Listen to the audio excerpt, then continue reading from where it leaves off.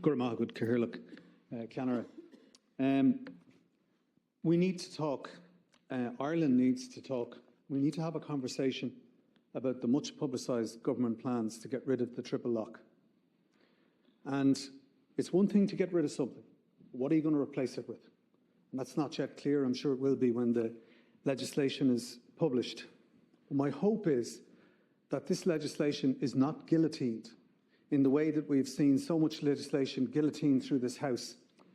And it's not the fault of any one individual, but there was a tendency towards the end of the last government for legislation to be not put through pre-legislative scrutiny and to be guillotined and pushed through the Houses.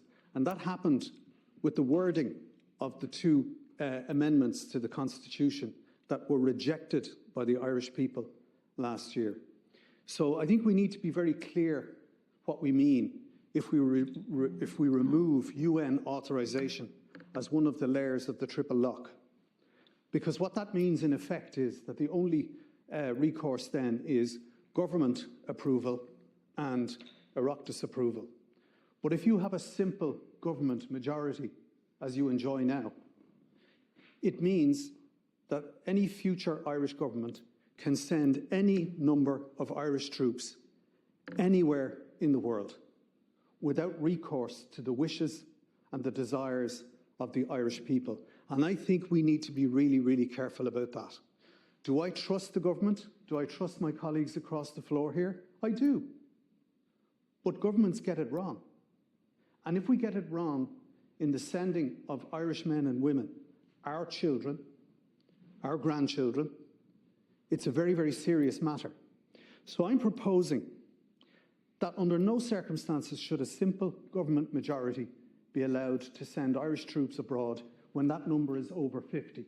So it's reported that the government is going to put in a new threshold of 50 troops that I imagine can be dispatched by Cabinet in the event of an emergency. I don't have an issue with that. At the moment it's 12, that's impractical. I would have suggested 120.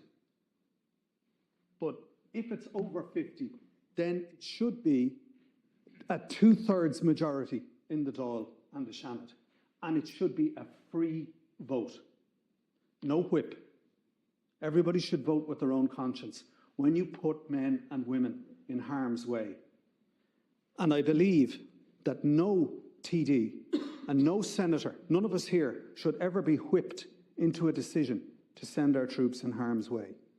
Because at the moment, things are very febrile, but it isn't the end of the world order. It's a change in the world order. And it's at this moment, we should not abandon our shared and collective values in the rules-based order. We should cleave ever more closely to it. So let's see what's on offer. But I'd ask you, as a House and as colleagues, to really think carefully, because future generations will hold us to account. Gurmahagud. Nishan or Chris Andrews.